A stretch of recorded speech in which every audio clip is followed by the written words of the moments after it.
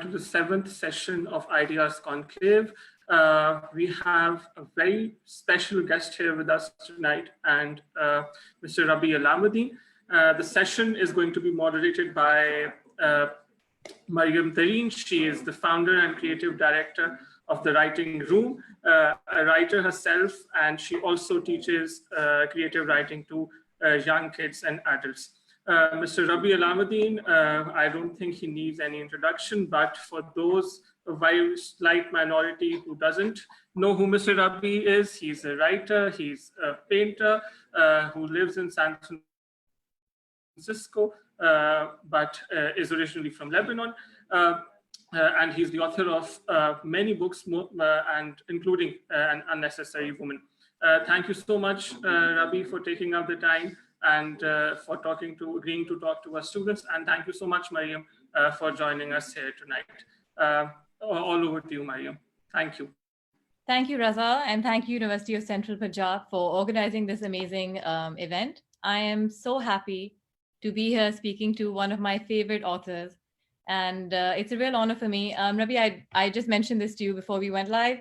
I met you at the Lahore Literary Festival a few years ago, and that's when I read your book and I bought your book and you signed it for me, which was so sweet. And you wrote, for Mariam, I wish you blue hair.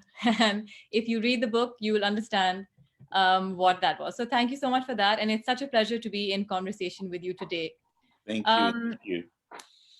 So how have you been? This must be a strange question to be coming from our part of the world to your part of the world, but are you safe? Are you well? I am safe. I am well. I jokingly say that I am, functionally depressed. Is that, it's a horrible world out there right now, whether it's the pandemic or the politics or, just the violence that's happening in this part of the world. And again, I would think that growing up in the Middle East, you get used to it, but no, this is a little different. It's kind of strange. But I'm working and I'm here and I'm alive and yay. That's brilliant. So I wanted to start out by asking you a bit about your background. So I think you were born in Amman, Jordan. In Jordan, and then you were in Kuwait for a while, and then you were in Lebanon also. Then you studied in England for a while, and then you went off to the US, where you've been living for most of your life now. And in California, I read that you studied engineering and then business. Is that true? I did, yes. And then you became a painter. And you were successful. You had showings in London, New York, and then you became a writer. Yes. So I just wanted to ask, how did that happen? The move from engineering to business and then to painting and then finally to writing. Did you always want to be a writer and everything else was just something that you were doing to finally get you to this place? Yes, I've always wanted to be a writer. I've written about this and talked about this quite a bit, so it becomes somewhat of a cliche, but I knew I wanted to be a writer when I was a little boy.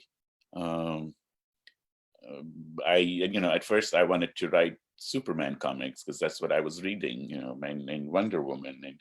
And I wanted to tell my stories, and I was always a very, very heavy reader. I read everything, so that, I always wanted to be the one who tells these stories.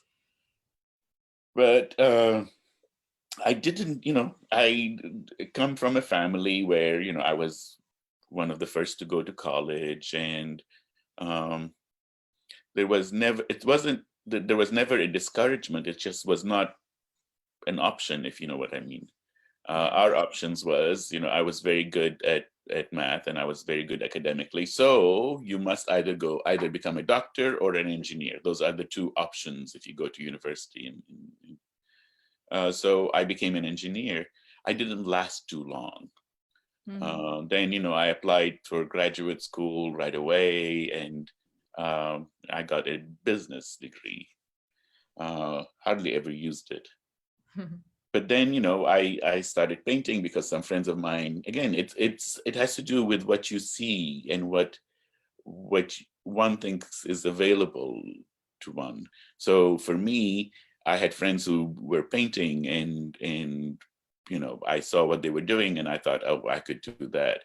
It took till my mid-30s to finally sit down and write my first book. Okay. And how was the experience of switching from painting to writing? Because they're both art forms. You're I guess you're not really telling stories when you're painting, but it is art. So how did you find the difference? I remember Virginia Woolf, I read somewhere, she mentioned that painters have it easier because the brush strokes sort of disappear as you refine the painting. But with writing, you sort of have to start very linearly from left to right, one word at a time. Mm-hmm. And so how did you find that? There were many things, there's many differences, especially in terms of like painting and then writing novels. If I were writing poetry, it would have probably be a little bit closer. Primarily, I mean, the primary difference is that, you know, I could finish a painting in one day. Yeah. And, you know, like we know painters who do, like, you know, this Frank Auerbach, every day at the, you know, end of the day, he wipes out this painting. So if it didn't work, he just wipes it out. You don't do that with writing a novel. It takes, you know, 2 years, 3 years minimum. So the intensity of what one is working on has to be interesting enough to last that long. Mm-hmm. The other difference, of course, is visual. You do tell stories in painting, but how one tells a story and how one reads a story is a completely different thing. And again, for me, as much as I love painting and you know, I did relatively well, I never felt that it was my medium, simply because I knew so many who could paint so much better than me. You know, I mean, this is, I had good paintings. I'm not, you know, putting myself down, but I realized that I could never, you know, be in the same conversation with the great painters. Well, the world is lucky that you switched to writing. We're very lucky to have your books. And coming to your books, I want to talk to you a little bit about An Unnecessary Woman. Mm-hmm. My first question is, what motivated you to write this book and about the character of Aliyah Saleh? What was your drive and motivation to write this? Again, I wish one could reduce it to like one word or one thing that triggers this. There were many reasons. First, it was a contrast to the book that came before, which was, you know, a grand book with lots of characters and lots of stories, and one story going into another.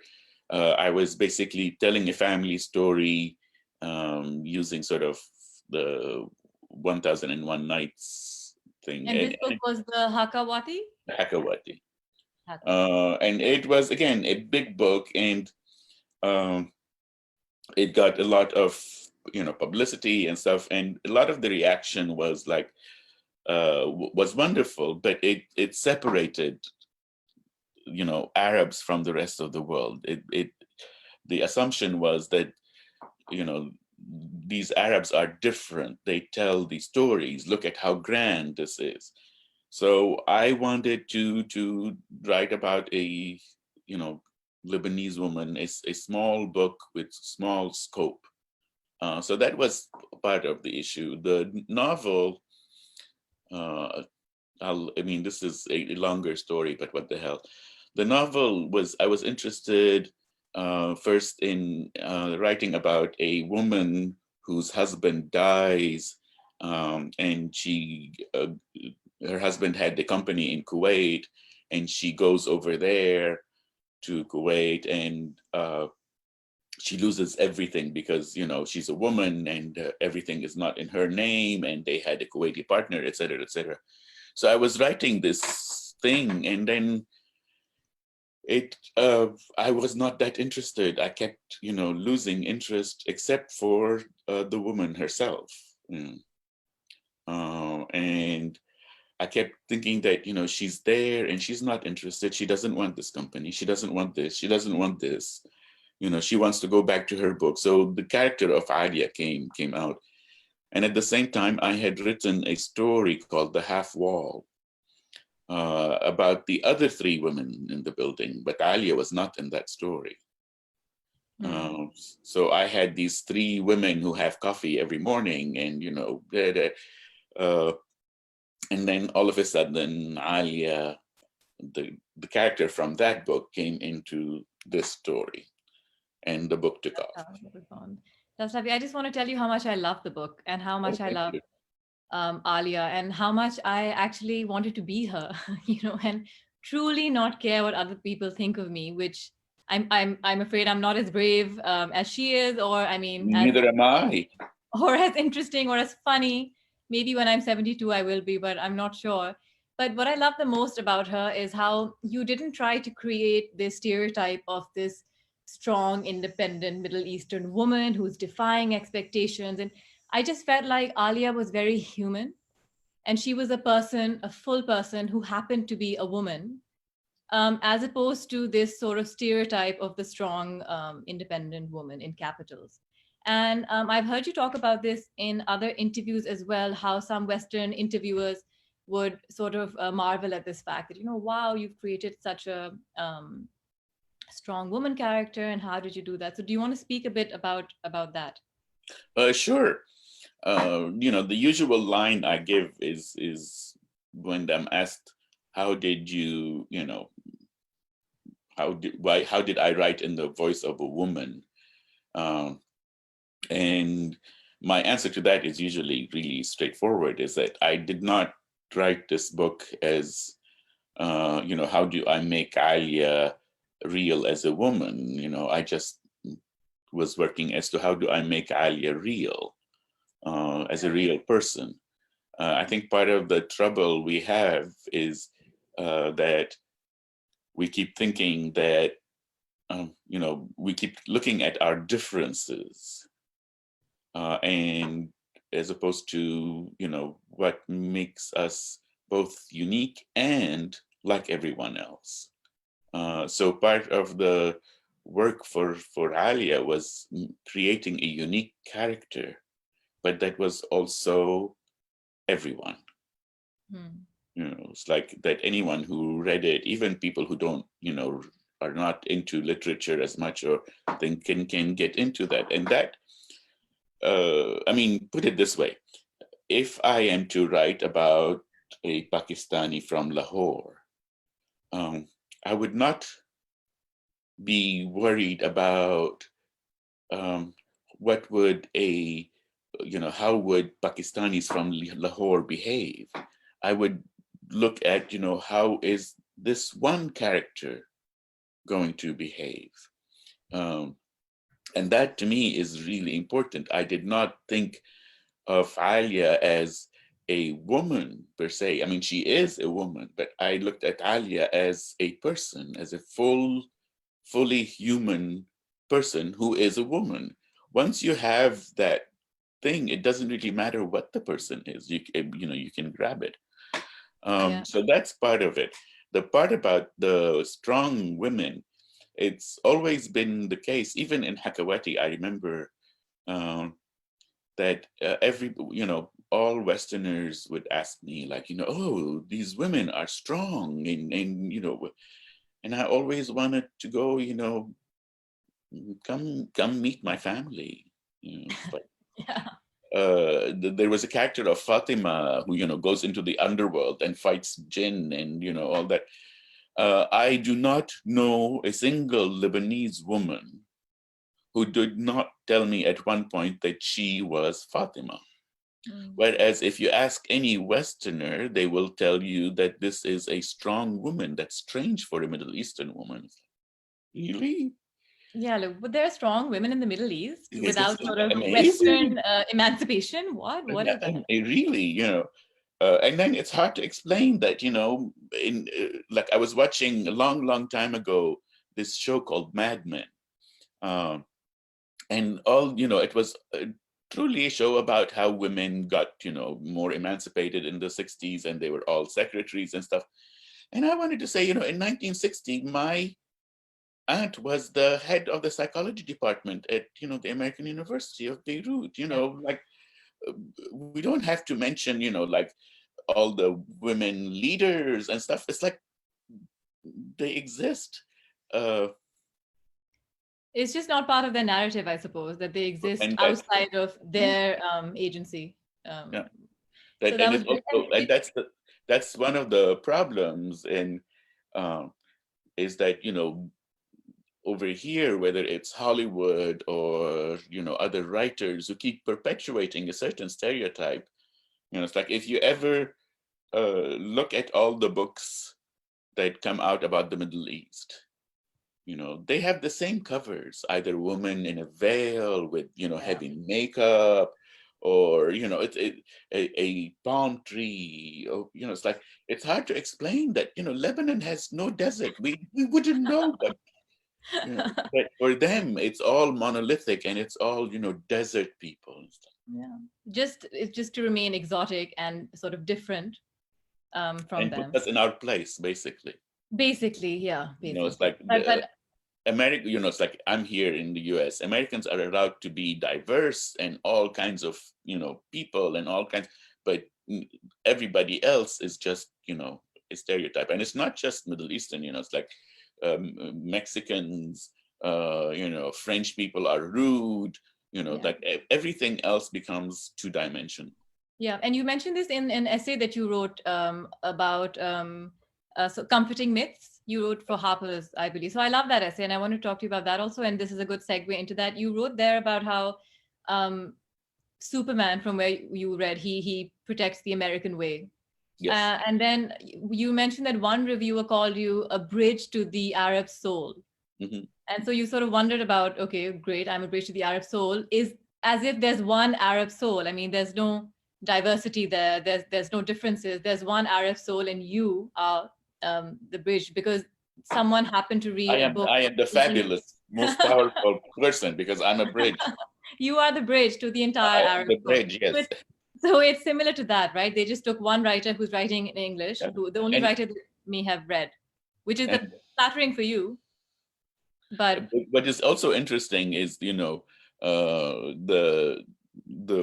bridge comment was written by probably one of the most cosmopolitan writers around. I mean, I know that she has been to Lahore many, many times, and knows it. I mean, it's just that when it comes down to it, it's still that, and that's what is promoted by the New York Times, and so it's always fascinating. But yes, in sort of American literature, particularly, I am the voice of the Lebanese. There might be one or two others who will represent others, but for them, it becomes that I can speak for the Lebanese, that it doesn't, I mean, sometimes I wonder, it's not just Americans. It's like if you go to Lahore, the dominant culture there also has its own limited views. Yeah. So like how Pakistanis look at the US is also limited. Yes. The only difference is that the US produce a lot more writers and, Hollywood and so on, so that in Pakistan, they're exposed to more of the US. But if you ask in Pakistan about, France or about, it's always limited. So it's about the dominant culture and those of us who fall outside of the dominant culture. And that's what the essay was about. Yeah, and the dominant culture, obviously every country has its own dominant culture, and every country has its own other and its own outsiders. So you might be part of a minority culture when you go to the US, for example, but when you're back here in Pakistan, you are part of the dominant culture, and there are others who are marginalized. Mm-hmm. And this is one of the things that I find interesting. Like, we can talk about, say, Islamophobia in the US. If I don't feel comfortable criticizing Islam in the US because it's a minority religion and people might be persecuted because of that. But if I go to Pakistan, I will criticize Islam. You know, like over here, you criticize the dominant culture, and wherever I go, I will criticize the dominant culture. And because that context, yeah, it's very important, that context, and that these nuances of who has power and who doesn't in different exactly. So for me, that essay was I will always, I mean, I have a character that I will always rebel against the dominant culture. And if the dominant culture is, you know, Arabic speaking, I will rebel against Arabic speakers. If the dominant culture is Christian, I will rebel against Christianity. Because what happens with dominant culture is I do not know of any culture that does not persecute minorities. Because to be able to define a culture, you have to exclude something else. Yeah. And that exclusion bothers me because in most cultures, I'm a minority. Doesn't matter where you put me, I'm a minority. So that I always will take you know, and I think I will always take the side of the people on the margins. And I always think that, you know, you can tell how good or how solid a culture is by how it treats its weakest people. That's so true. I completely agree there. And we often fall short. I don't know anybody who doesn't fall short. Yeah. The thing is that we have to keep working on it. Keep working on it. You're right. The characters in your books are also usually at the margins of society, including Aliyah. I just, back to the book for a second. Did you anticipate how much people would relate to Aliyah and how much she would resonate? No.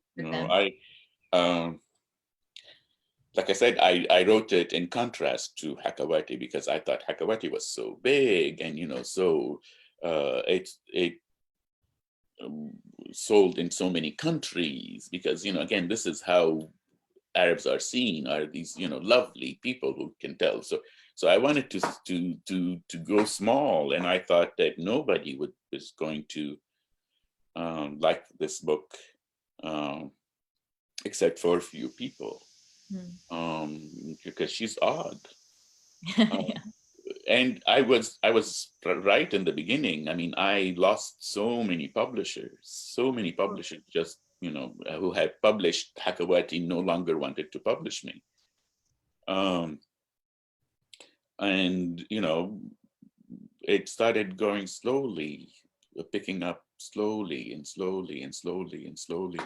And I was totally surprised. I still think most people, you know, read the book and don't get, you know, it's like they don't get how odd she is. I mean, so many people keep going that I am Aliyah. No, you're not. You are not. You wish you were Aliyah, but you're not. Oh, exactly.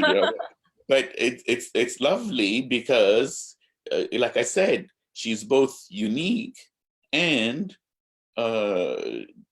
universal. That, you know, people can identify with that, and that I did not expect. So that again, it started picking up, and then I think it sold more than Hakawati, much more. Yeah, I haven't read Hakawati, but I bought it just today actually, so I'm going to start reading it. But I think the thing about Aliyah was that there was this very interesting and relatable tension between Aliyah wanting to just be alone and be different and read and write and translate. But then there was also this underlying need to have close relationships, to love, to be able to count on someone. And I think that tension is the feeling that you belong somewhere. I think that tension is what made her so relatable and human, because we're also full of contradictions, and Aliyah was no different. Yeah. And there's also the contradiction of the fact that, you know, she is where she is because of the society, and at the same time she is where she is because she chose it. Yeah. You know, it's like she's alone both because society ostracizes her, but also she's alone because that's the path that she chose. So there's this tension, how much does she belong and how much does she not? And then the other tension is how much was it her thing and how much was it society? And that sort of that tension throughout the book is basically the human condition. Is like, how much do you? That's true.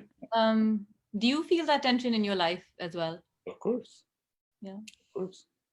And particularly now during the pandemic, it's like for a while in the beginning, I thought, oh, no problem. I could do this. I've always lived alone. I never see people, rarely, there were, and 2 months into it, I realized, no, I am not the recluse that I thought I was. And no, I don't enjoy it. I still need some company. I still need to be touched by someone. Yes.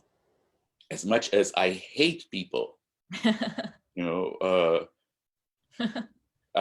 a, it's like I hate people and I love people. And that sort of constant tension for Aliyah is like, she thinks that literature will save the world, and then she thinks that literature is completely stupid. She thinks, it's this whole constant tension of, like she thinks that a life of reading is the ultimate, and then she'll tell you that a life of reading, it was such a waste of time. Yeah, and that's so human, and I think that's why it did so well, because it was just very relatable for a lot of people, including me. And I also sort of struggle with whether I want to be around people or I really don't want to be around people at all. So I think a lot of people relate to that. And one last thing I want to say about your book is that, so these days, a lot of people talk about the Western gaze in a lot of novels. And even though you're writing in English, your book does not have that at all. You're very much writing from the point of view of Aliyah. And I've seen examples of some Pakistani writers do it, and writers from other former colonies, Nigeria, for example, who write in English, but somehow you feel like the audience is this sort of mainstream Western culture. So how do you actively think about that when you're writing? Do you write consciously trying to combat that Western mainstream expectation of a Middle Eastern woman, for example? Or does it come naturally to you when you write your novels? Both. I mean, again, you have to remember that no matter what we say, and that was part of the essay, I am still a Westerner. I live here. I was educated in the West, and in many ways, so are you. And I can almost guarantee that you got a Western education. Yes. So we do have a Western gaze, and there are lots of Lebanese writers and Pakistani writers who do not, and they are probably not read in the West, because there's and they probably write in Arabic or Urdu more than English. Of course.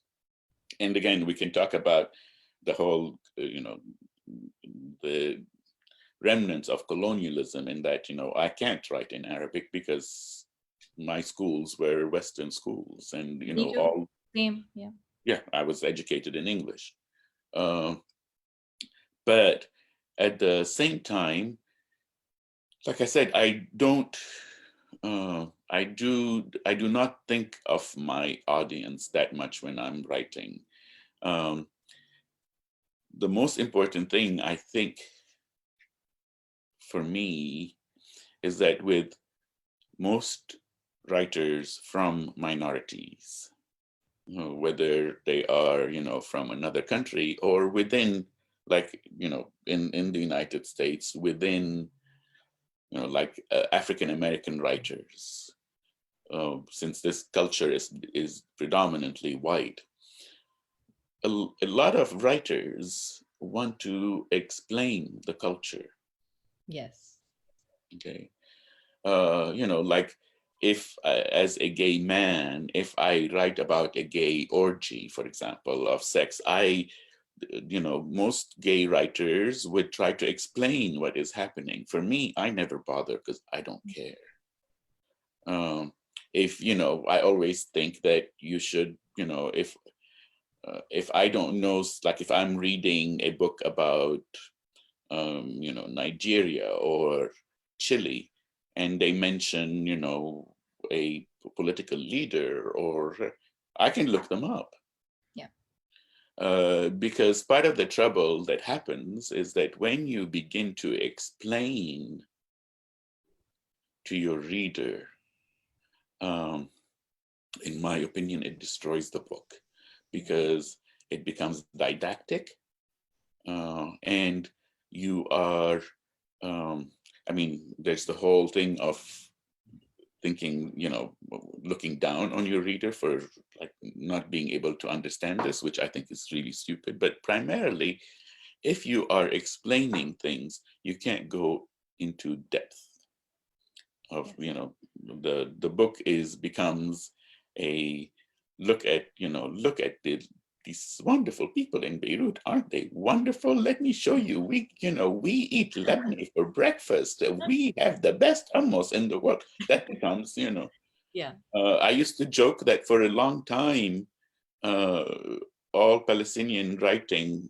not all, but a lot of the Palestinian writing that was published in the US was about, the orange trees in the grove. I miss that so much. Oh, the olive green. And that is a big problem, But that's what the West wants. That's what the dominant culture wants. That's true. And it's funny you should mention the olive trees, because in Pakistan and India, I suppose to some extent, our equivalent is the monsoon. Look how beautiful the monsoon. And obviously now in Pakistan, it's about terrorism, right? So there's a bomb that goes off somewhere, or has to, or you don't get published, I guess, in the Western publishing houses. That's the kind of idea. But that's really interesting how you say, your advice basically is to not explain your culture. Not explain. Yeah. Let's talk about now. You mentioned monsoon. I was lucky enough at the Lahore Literary Festival to spend time with Mira Nair. She was so nice to me. I love that woman. But her movie Monsoon Wedding is about a monsoon. Yeah, it's in the title. So it's in the title. But she does nowhere does she like either make it like, oh, look at the monsoon. It's just part of the reality. It's not romanticized or exoticized. There's no nostalgia. It's actually has very little to do with monsoon. Yeah, it's literally a wedding that happens to take place during the monsoon. Yeah. So there's a difference between, if I am to do a, Lebanese book, it's like if I have them sitting down and eating hummus, it just depends on how you use it. If you're trying to use it to explain or to make it look like this is what we do in Lebanon. This is what we do. Isn't that great? It becomes incredibly asinine. Yeah, I agree. I agree with that. So you talk about a little bit about in your essay about how these days, even though there's more inclusivity in publishing, there's more diverse writers being published from all sorts of backgrounds and all over the world. But they're sort of being lumped into something that is called world literature, which is different from literature, obviously, because that, I guess, is the domain of, white men, mostly, I suppose. In the US, it is. In the US, yes. That's the thing. In Lebanon, the dominant culture has a different literature. In Pakistan, the dominant culture, but and they do the same thing, which is, if you don't fit into that, you're considered isn't that an minority writer? Yeah. The thing with the essay and what I tried to say is that we're considered world literature, but we really aren't. We're still trained by Western and particularly American literature. So we're different, but we're not that different. And the trouble is, if you start seeing us as different, you won't recognize that the world needs more difference, more. Yeah, and you're an American. Mm-hmm. You're American as well as being Arab.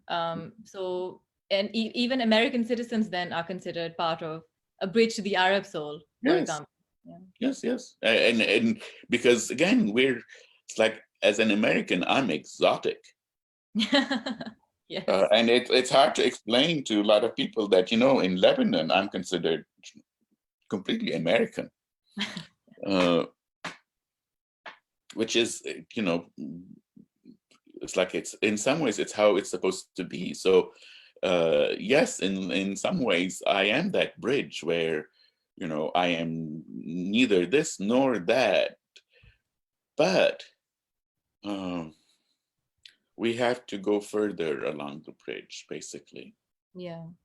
Do you, an Unnecessary Woman is set in Beirut. Were you in Beirut for most of the writing of it, or are you? Many writers say they can write more about their homes when they're outside. So is it easy I'm one to of write those. about Beirut? You're one of those? Okay. Yeah. It's like I used to say that when I am in Beirut, I write about the US, and when I'm in the US, I write about Beirut.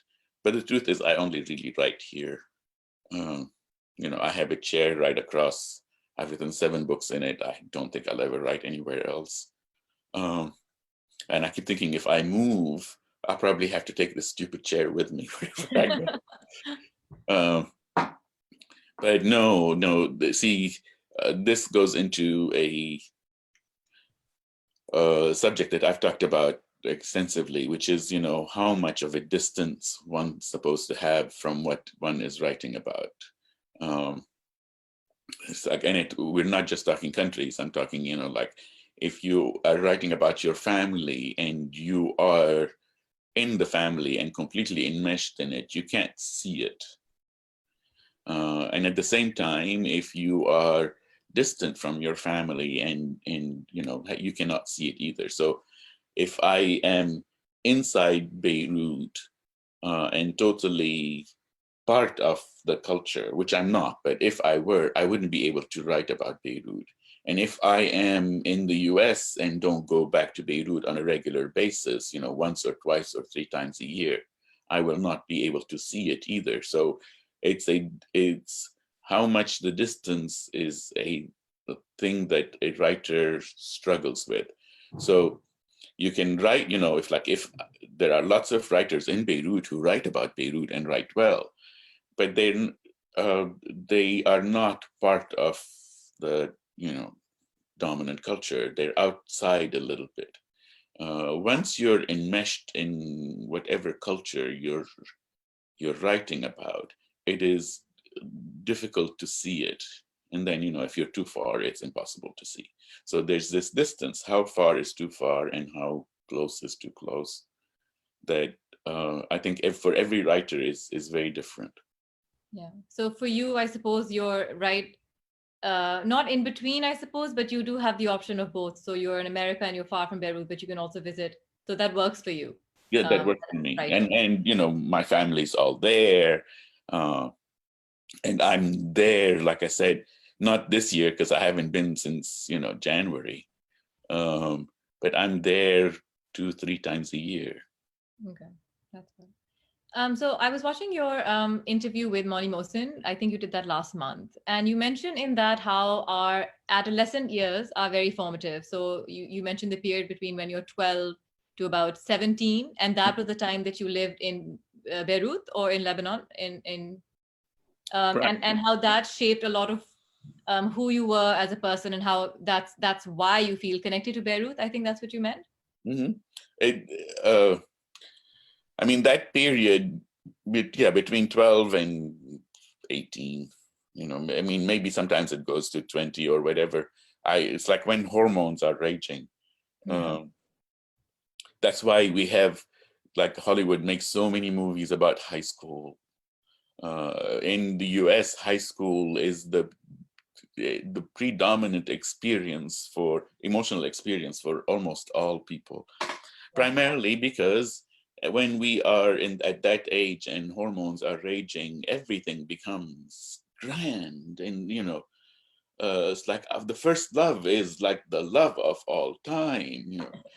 If only you could go back and go, honey, it's not worth it. the first time you were hurt, the first time you began to understand who your parents were. Everything is loud and everything is grand. So those are formative years, in my opinion. And it's like your personality might be formed before then, but those years sort of leave all the memories. Do you think that's why most of your books are still set in Beirut? Yeah. Yeah? Yeah. Interesting. I'm wondering if, sorry.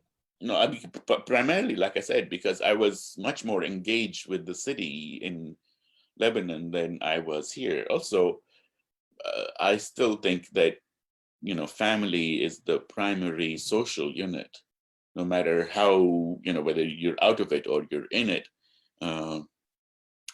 My novel, Ida Divine, was basically just about that, this sort of black sheep in the family who basically is the family. So that, my relationships, for the most part, are all in Beirut, which is why I live here, because I hate people. I'm glad you worked out a great situation. I'm wondering if the same holds true for the books that you read at that time. Do you think that the books that you read during those formative periods are the ones that influenced you or made an impression on you growing up? Yes. The books that made you want to become a writer, maybe? And what were those books? Well, the book that blew me away I was 16 was A House for Mr. Biswas by V.S. Naipaul. And primarily, I've said this again many times before, was the first time that I read a book about, shall we say, third world people, brown people, in that case, Indians, that they were not the servants, they were not the sidekicks, they were not the best friend.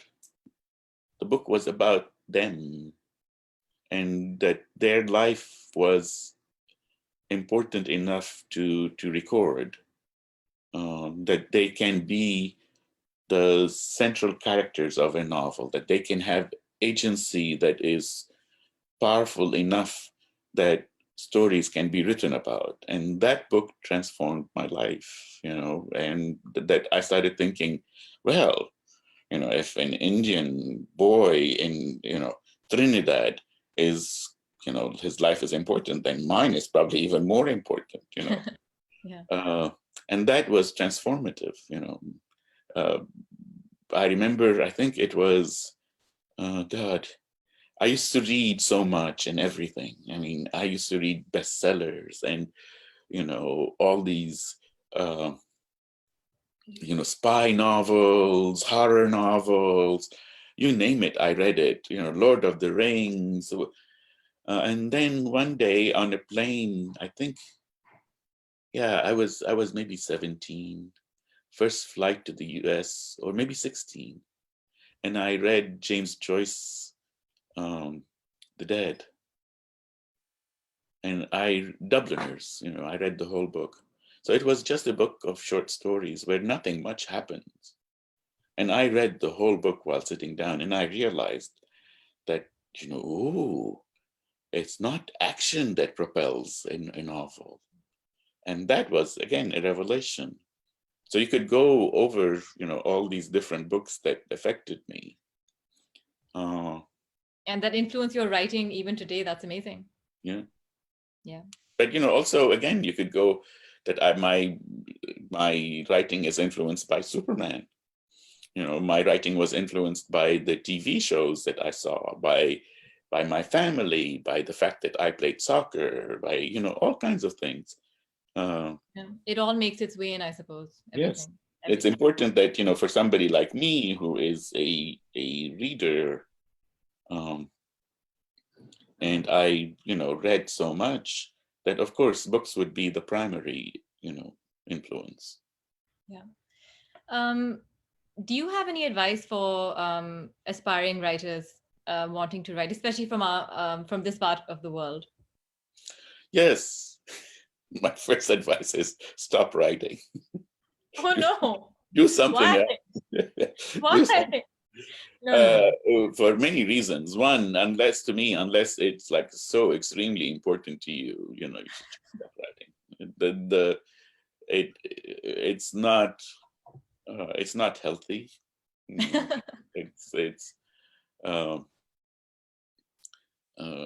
It's it's really horrible when you write something and you put your life into it, and someone in Montana decides that this is a horrible book and they have to tell you.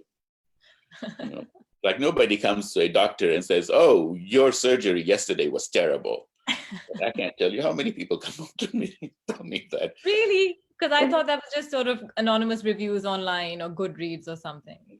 But again, you should know. I mean, it doesn't happen. I jokingly make fun of my American or native Americans who are born and raised here that they don't have this issue. I have an issue where I go home and every single person wants to tell me what they thought of my book, including my family. It's like, "Oh, I didn't believe that part. Oh, thank you." But then again, to be able to do all to overcome all that, you must want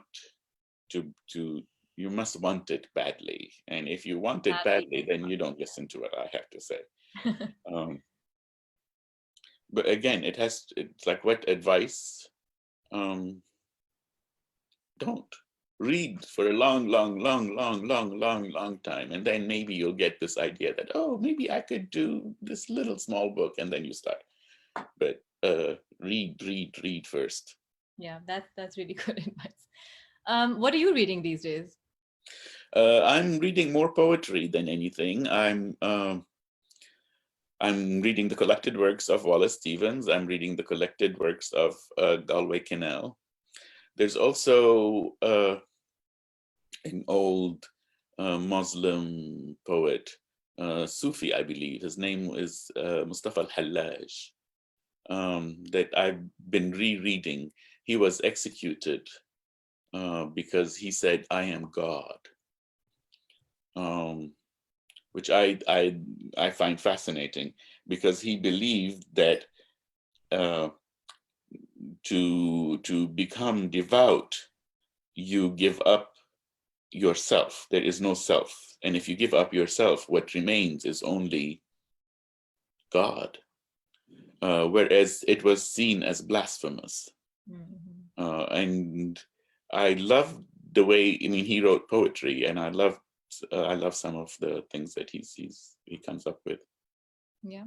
Do you think you're reading poetry more because I'm just talking about my own experience. It's difficult these days with everything that's going on to read sort of long things, yes, to sustain your focus and interest enough to read long novels, for example. Yeah. Also, for someone like me, I love poetry, and but I am not a poet, although I tried badly. So I'm less critical of poetry. I let it move me much easier.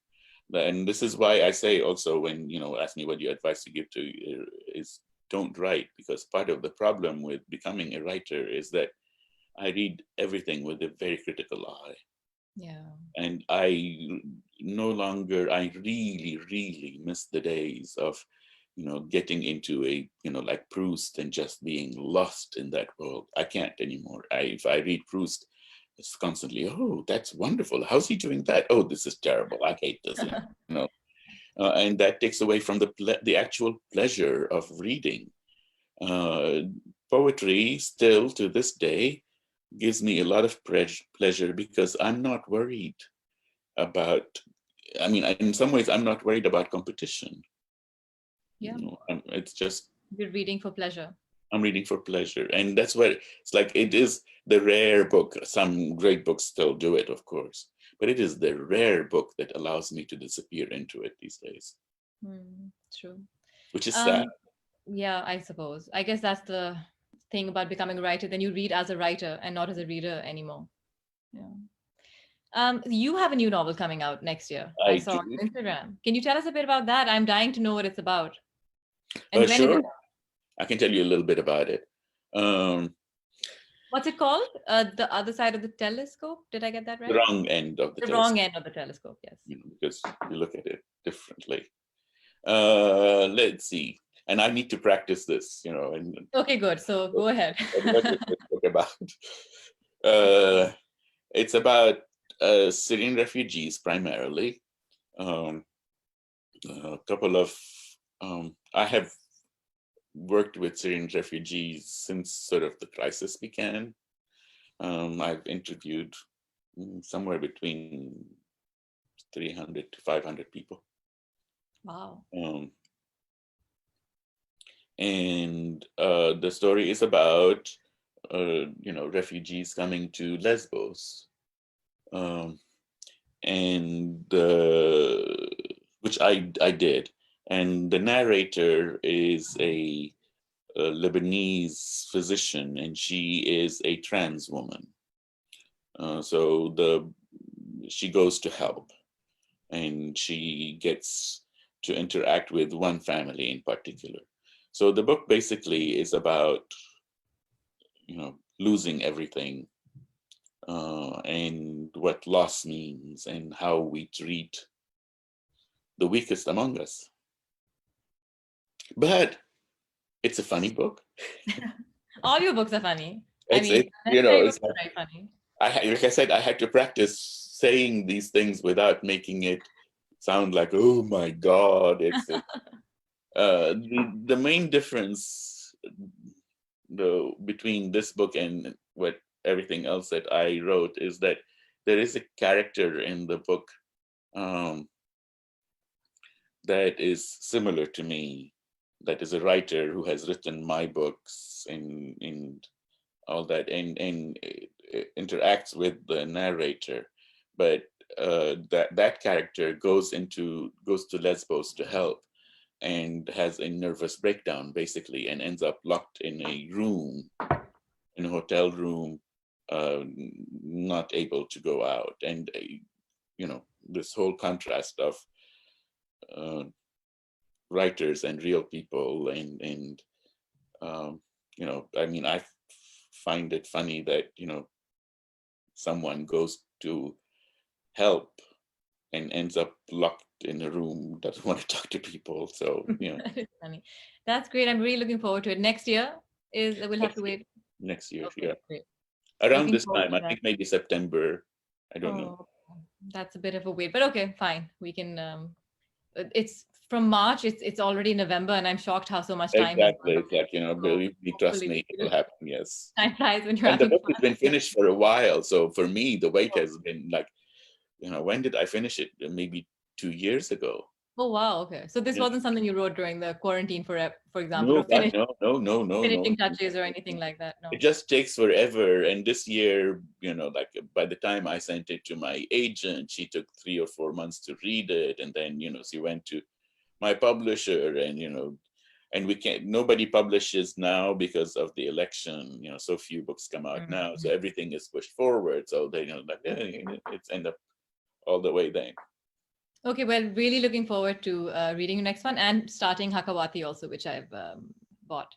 That's it from me. Thank you so much for taking the time out for this. I had such a great time speaking with you. Oh, it's been a pleasure. And remember, you have to feed me in Lahore. Yes, please come to Lahore, and I would love to meet you. Okay, thank you so much, Rabih. Thank you so much. Best wishes. Good luck with everything. Bye. Bye-bye. Thank you, everyone, for joining us. Thank you. Have a good night. Bye.